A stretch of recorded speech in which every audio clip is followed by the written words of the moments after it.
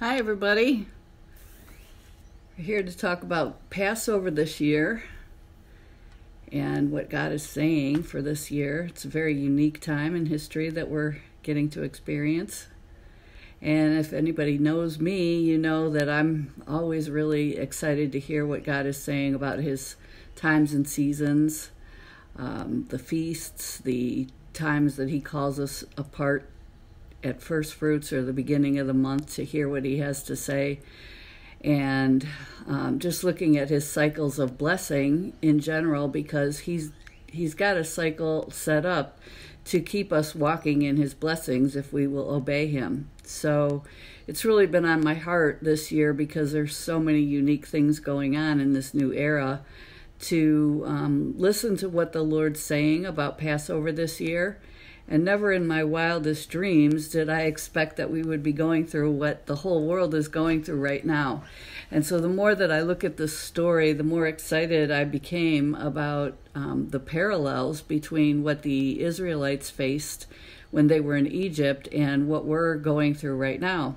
So I wanted to just spend a short bit of time here talking about starting today, just talking about Moses and what God did for Moses and how God set Moses up to be a deliverer to the nation. And then next week, I want to take a look at the plagues more specifically and what God is saying through the plagues and leading us up to Passover, which for us this year begins on April 8th at sundown. So just to get started today, we know that the story of the Passover and the plagues and the Exodus was about God's plan to deliver them out of the slavery that they were under in Egypt, and how that is a picture of Egypt is a picture of the world system. Sometimes we call it Babylon. It's a world system that wants to get God's people hung up, so that they will not know God, so that they will not pursue the call of God on their lives, so that they are in a form of bondage of some sort or another that keeps them from becoming fully who God intended for each one of us to be. And so the story begins with the Israelites being in Egypt for over 400 years. And Egypt, as you know, had many gods. There was a God for everything, and the people spent their lives trying to appease these gods, and that's what they thought was worship. But the fact is that they were actually demonic forces, and the people were enslaved to these demonic forces. They didn't have a relationship with them. They weren't able to go to them for security. They were afraid of what they might do if the people didn't hold up their end of offering sacrifices to these gods. And the Israelites, being caught up in that land for over 400 years, they had lost touch with what their forefathers had heard directly from God.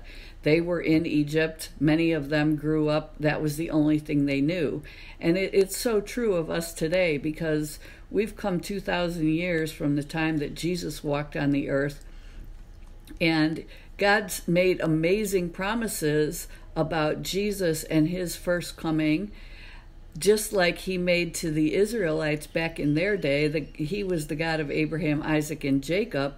He had told them about going into the promised land, but by the time we get to this story in the book of Exodus, so many years have gone by that probably seemed like a distant fairy tale. The people looked around, they saw what kind of conditions they were living under, and they were probably thinking, yeah, well, that sounds good, but what does that have to do with my life today? And I feel like many of us can look at the same thing going on around us. We look at the bondage that we're in. We look at the way the world has enslaved us into this constant busyness, slaving, living paycheck to paycheck, being preoccupied with all kinds of different things, and we might not recognize how similar our lives really are to the way the Israelites felt when they were stuck in Egypt. So I just want to look at that a little bit today, knowing that our system of worship even though we might go to church and we might be praising God on Sunday, most of our lives are spent serving the gods of money and entertainment and addictions. And whether we are intending to do that or not, that's probably what most of us are caught up in. We have really come a long way from being able to have a pure and wholehearted trust in God, because we live in a world system and that's all that we know. And unless we really make a strong effort to separate ourselves unto God and let Him show us how to live a different way that is so contrary to the life that we live here in this world, we're caught up in a lot of the same things that the Israelites were. And so my hope is that as we go through this next week and we look at some of these things, you can begin to get freed up, to be encouraged, and to know that God has set aside this unique time here in 2020, even by instituting this global pause that we're in right now because of this virus. It's really a divine opportunity that God has set up for us to pull aside, to set aside our normal busy routines where we don't have time to hear, we don't have time to do some critical thinking, but now we do. And so I'm just praying that as you listen, you might find some words that really encourage your heart and give you a new perspective. And as we come out of this time and we hit Passover and we go into the rest of the year and the decade that lies before us, that you're going to be able to see things in a different way, and you're going to be able to hear God in a new way so that you can walk in a closer relationship with Him. So the idea back in Israel or Egypt was that when He pulled the Israelites out of there, He was going to take them on a journey through the wilderness because He wanted to dismantle the wrong belief systems that they had acquired. And only He can really know how to do that. Like, we can't do it for ourselves because we're so used to what we know that we can't even imagine something outside of the world system that we've grown up with. So we just have to let God kind of unfold that path for us and know that it's probably going to take some time. It's probably not going to be real comfortable. But if we can trust God through it, He promises that when we come out on the other side, we're going to be in much better shape. So today, let's just take a quick look at Moses. Most of us know that after Joseph died in Egypt, there was a new Pharaoh that came onto the throne, and he was afraid because the Israelites had been multiplying and multiplying in the land of Egypt. And he was afraid that they were going to try to overthrow his government and institute a government of their own, which would be under God. And he didn't want that to happen. So he first issued an order to the midwives of Egypt and told them to kill the babies of the Hebrews. But the midwives were fearful of God. They had respect for the Lord, and they said, no, we're not going to do that. And they told Pharaoh that the Hebrew women deliver their babies much faster, and we just can't stop their deliveries, so we have been unable to kill the babies. So since that plan didn't work, Pharaoh instituted another order saying that all the babies born to the Hebrews, all the male babies, needed to be thrown into the Nile River. And, that is one thing that a world government does, is try to kill the young generation because they are the hope for the future. So if he can cripple the young generation and get them stunted in their growth, redefine their identities, or kill them off altogether, then he can be assured of better control over the population. And so, unusually, God determined that that was the time that Moses would be born. He already had set a plan for Moses' future as a deliverer to the nation of Israel. And he chose for Moses to be born during this time when this order had been given for all the male babies to be killed. So he orchestrated a situation where Moses' mother, being a God-fearing woman, had prayed for her son, but she followed the orders of the government and entrusted the rest to God. Now, that would have been a hard thing to do, to put your baby in a basket and sail him down the river and just pray that God had a plan for that child. And I think many of us that are mothers today could look at our own children and have that same kind of feeling, like, God, why did you choose for my child to be born in the midst of the chaos, the destruction, and all the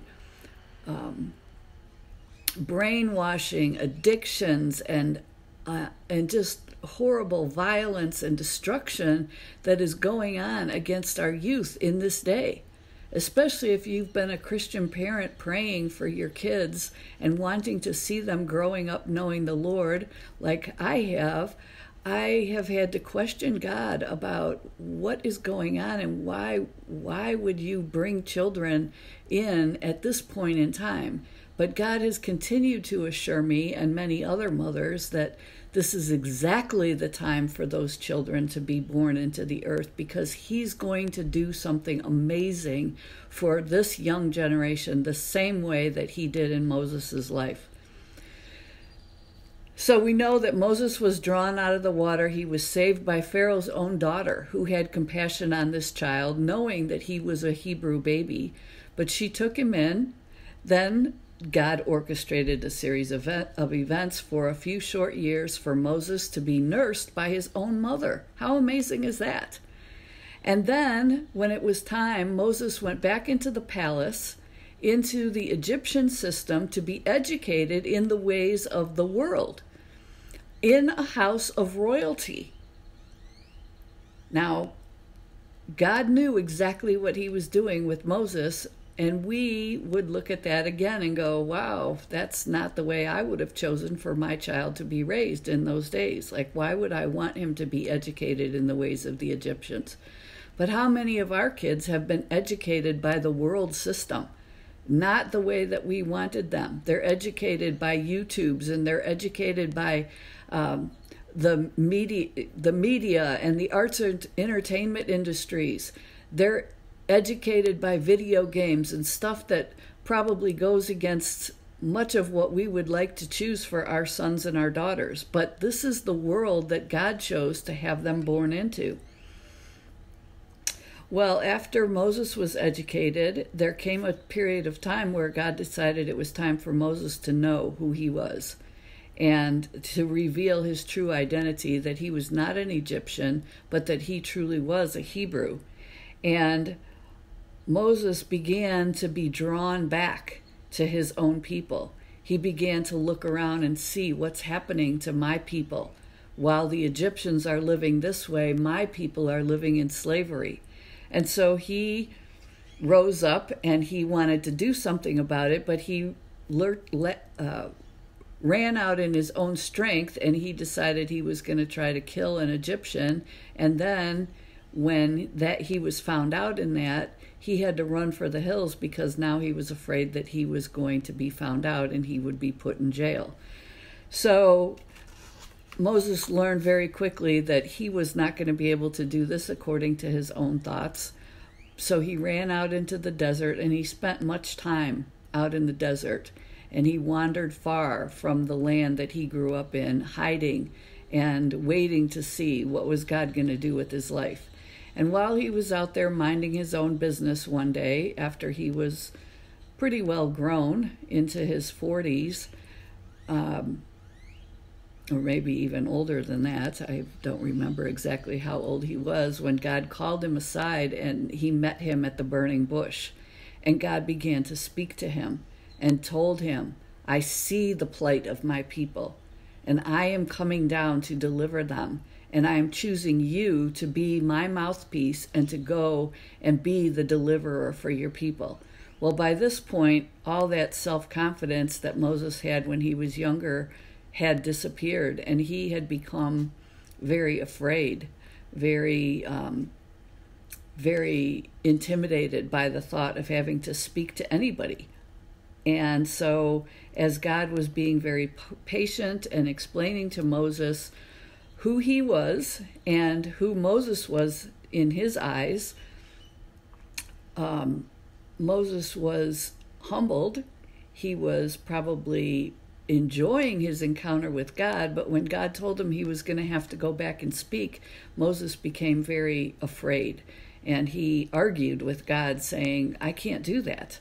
I've never been good at speaking. I've got a stutter. How am I ever going to speak to people? What am I going to tell them? And so God begins to show Moses his true identity. And he tells Moses that he gave Moses his staff, and he said there's power and there's authority in that staff. And you're going to rely upon that staff, and you are going to be my mouthpiece. And he tells him specifically, I will be with your mouth, and I will teach you what you are to say. Now, the reason that is so important this year is that this year is 2020 on our calendar, but in the Hebrew calendar, it's the year 5780.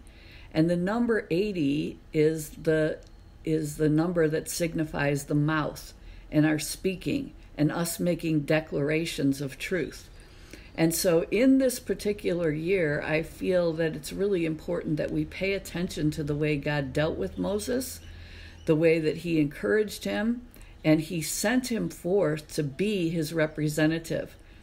As Moses continued to argue with God, God got frustrated with him, and he said, fine, if you're not willing to go by yourself, I'm going to call your brother Aaron to go with you, and he can speak for you, and I will be his mouth as well, and I will teach him what to say. But Moses, you're going to be as God to your brother. Now that's quite a statement, because God's given Moses that much authority. And so I'm going to wrap it up here for today, talking about Moses and encouraging those of us who have sat knowing that we have a call from God. Maybe God's called us to speak, whether it's through song or whether it's through our writing. It may be speaking through some kind of artistic venue. It may be speaking like I am right now on Facebook Live, or maybe even just speaking to your neighbor. There's no limit to the way God would have us communicate and the way that he wants to fill our mouths with his word. The only thing that's important is that we are obedient and that we pay attention to what God is saying, the way Moses paid attention to God when he spoke to him at the burning bush. So when God speaks to us, like in the Proverbs, many times he says, pay attention to what I'm saying. Give heed to, look deeply into the things that I'm saying. And that kind of relationship with the Lord is developed by being in his word and hearing him speak to us. Hearing God speak to us is not something reserved for only the special. It's for every one of us. God is our Father. He wants to communicate with us, and he wants to make clear to us what we were created for and what we are to do while we're on this earth. He's got a meaningful, significant purpose for each and every person. And so my encouragement today to you who might be feeling a little intimidated or wondering where to start is we are in a divine pause where God has called us to come aside, to sit with him, to hear what he's saying, and to be activated into that thing that you were called to do. It's one small step of obedience. Me getting on this Facebook Live today is one small step of obedience to something that I have in my heart to do, but it would be so much easier for me not to be on here today. But I'm doing it because I know that God has a good plan for me, and he wants to use my voice, just like he wants to use your voice. So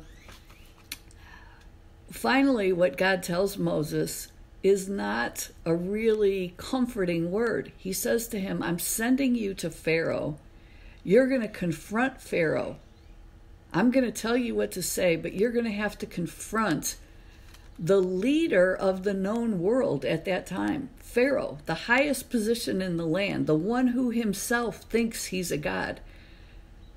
You're going to confront him, and I'm going to tell you what to say, but Pharaoh is not going to be moved. In other words, he's not going to listen to you, because I'm going to harden his heart so that I can show forth my glory.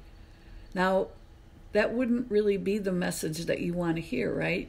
You want to hear, well, I'm going to go and do what God tells me to do, and then I'm going to see this great victory occur.